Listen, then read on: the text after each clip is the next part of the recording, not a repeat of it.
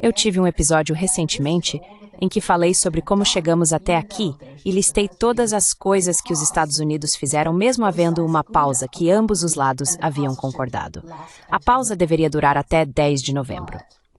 Mas os Estados Unidos nunca pararam de sancionar empresas chinesas por vários motivos, e a China se cansou e decidiu revidar. O objetivo da guerra em mineral é apenas enviar uma mensagem muito forte aos Estados Unidos, de que não podemos continuar agindo assim.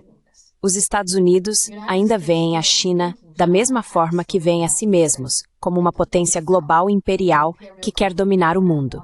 A China não é assim. A China não está interessada em dominar o mundo. A China só quer fazer negócios e comerciar com outros países em condições de igualdade, ao mesmo tempo em que melhora o padrão de vida das pessoas e mantém o país seguro.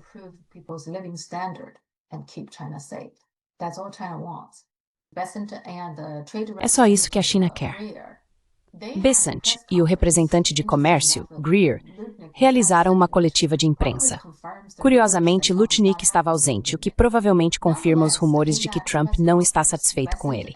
Nessa coletiva, Besant e Greer disseram muitas coisas que chamaram a atenção na China. Uma delas foi quando Besant mencionou que o representante comercial chinês Li Changgang foi, segundo ele, muito grosseiro, desrespeitoso e até ameaçador. Ele chegou a exigir que a China o demitisse e o substituísse por outra pessoa. Houve então muita discussão e rumores sobre o que exatamente Li Changgang disse. Com base em reportagens da mídia dos Estados Unidos, uma das coisas que ele teria dito foi: se vocês cobrarem a taxa portuária de todos os navios e embarcações fabricados na China, haverá fogo do inferno.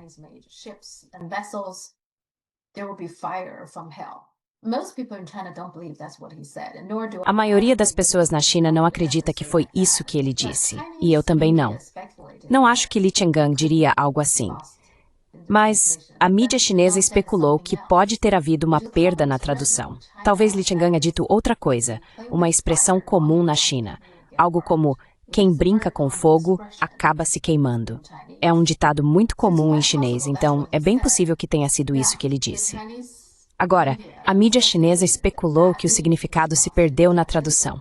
Eu duvido disso, porque mesmo que o tradutor de Besant não fosse muito bom e não tenha acertado exatamente, o lado de Li Changgang também tinha um tradutor.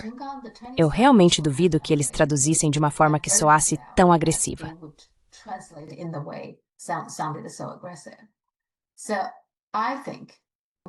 Então acho que quando Besant fez essa afirmação, ele próprio estava muito irritado e frustrado, por isso exagerou.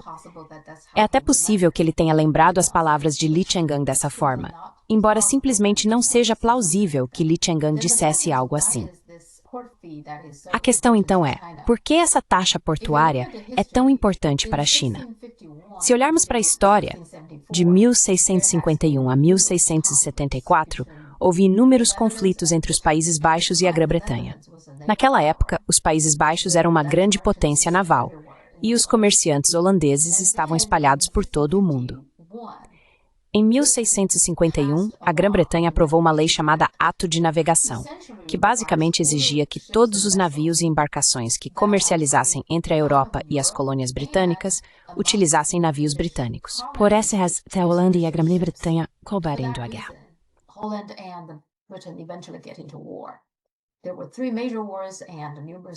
Houve 3 grandes guerras e inúmeros conflitos menores até 1674. E isso praticamente marcou o fim da dominância holandesa. Isso abriu caminho para a ascensão do Império Britânico.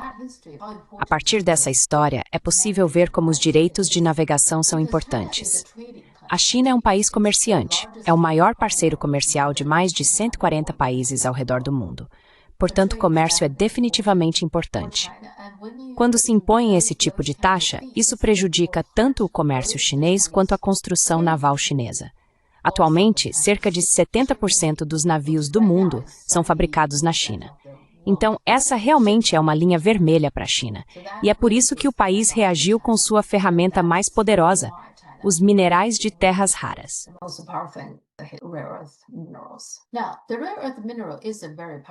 Agora, os minerais de terras raras são uma ferramenta muito poderosa. Mas isso não significa que os Estados Unidos não tenham nada com que revidar.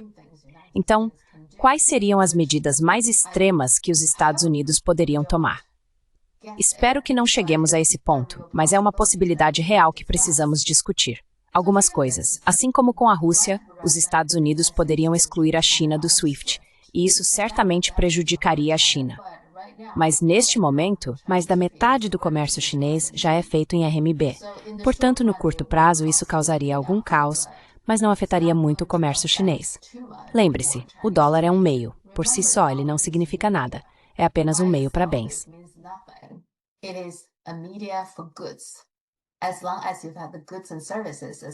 Enquanto houver bens e serviços, as pessoas encontrarão uma maneira de contornar o dólar.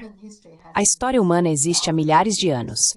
As pessoas vêm comercializando sem o dólar há milhares de anos. Portanto, o dólar não é o fim do mundo. E veja o que aconteceu com a Rússia sendo expulsa do SWIFT. Isso apenas enfraquece o SWIFT. Os Estados Unidos podem confiscar ativos chineses dentro do país e possivelmente até em outros países aliados. Mas há estimativas de que os Estados Unidos, na verdade, possuem muitos ativos dentro da China, talvez até mais, porque muitas empresas chinesas, incluindo empresas de tecnologia como a ByteDance, têm investimento americano.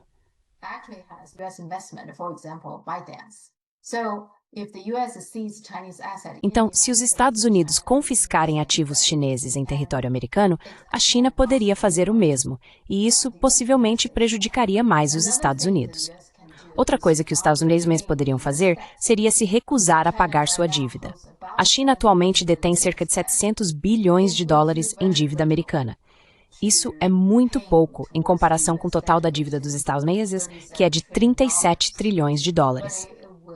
Mas isso certamente prejudicaria a reputação dos títulos americanos e abalaria a confiança das pessoas na dívida e nos títulos do Tesouro dos Estados Unidos. Outra opção seria retirar todas as empresas chinesas da Bolsa de Valores de Nova York.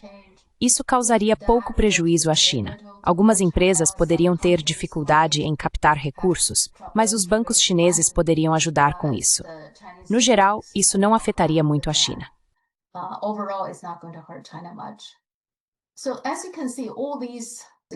Como você pode ver, todos esses métodos extremos que os Estados Unidos poderiam usar prejudicariam os próprios Estados Unidos tanto quanto prejudicariam a China. E sem mencionar, todas essas medidas financeiras extremas afetariam o mercado de ações, o mercado cambial e o mercado de títulos. Quando Besson fala em expulsar todos os estudantes chineses e parar a compra de óleo de cozinha, esses estudantes chineses, na verdade, contribuem para o PIB dos Estados Unidos. Então, expulsá-los não prejudicaria realmente a China. Na verdade, prejudicaria os próprios Estados Unidos. Quanto ao óleo de cozinha, não sei o que isso faria. Honestamente, isso só me mostra que Besson não tem mais cartas para jogar.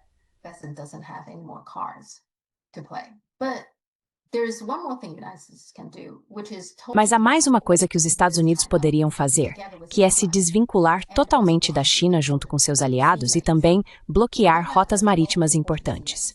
No momento, 12 rotas marítimas principais foram identificadas. Os Estados Unidos têm bases militares espalhadas pela maioria dessas áreas, exceto na Indonésia. Mas o fato de os Estados Unidos terem uma base não significa que possam bloquear essas rotas com facilidade. Por exemplo, o Estreito de Bab el-Mandeb está atualmente sob controle dos Houthis. No entanto, os Estados Unidos não precisam bloquear todas elas. O Estreito de Malaca, por exemplo, é extremamente vital. Se os Estados Unidos bloqueassem esse, causariam sérios problemas para a China. E isso significaria guerra, porque a China enviaria navios de guerra para proteger seus navios mercantes.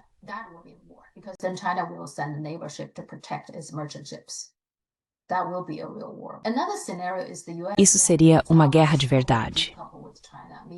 Outro cenário é que os Estados Unidos e seus aliados se desvinculem totalmente da China, supondo que isso seja sequer possível, e que todos os aliados dos Estados Unidos parem de comercializar com a China, o que é uma grande incerteza.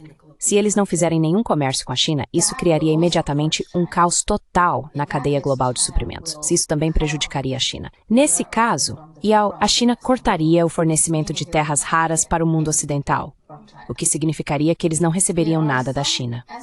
Algumas estimativas dizem que se a China parasse de fornecer quaisquer minerais de terras raras aos países ocidentais, suas reservas poderiam durar cerca de 6 a 9 meses. Depois disso, toda a produção relacionada a comodidades modernas pararia.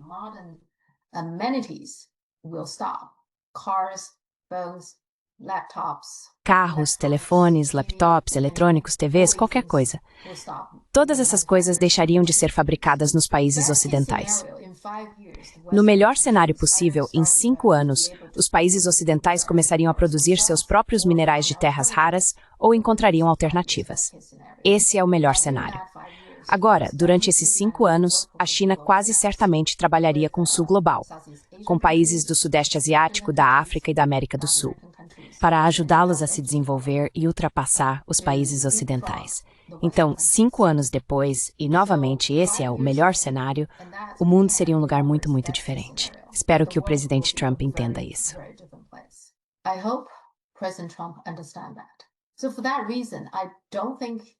Por esse motivo, não acho que isso vá acontecer, porque as consequências seriam graves, mas é uma possibilidade sobre a qual precisamos refletir. Quando o presidente Mao Zedong estava refletindo sobre a Guerra da Coreia, ele disse o seguinte: os imperialistas americanos são muito arrogantes. Eles não recorrem à razão se puderem evitar. Quando começam a raciocinar é porque foram forçados a isso. O secretário turco Bahset e o vice-primeiro-ministro chinês He Laifeng estão negociando neste momento na Malásia. Espero que os Estados Unidos tenham começado a agir com razão. Veremos e eu estarei acompanhando e mantendo vocês informados. Se você gosta do meu programa, por favor, clique no botão de curtir e se inscreva. Estou sempre ansioso para ler seus comentários. Obrigado.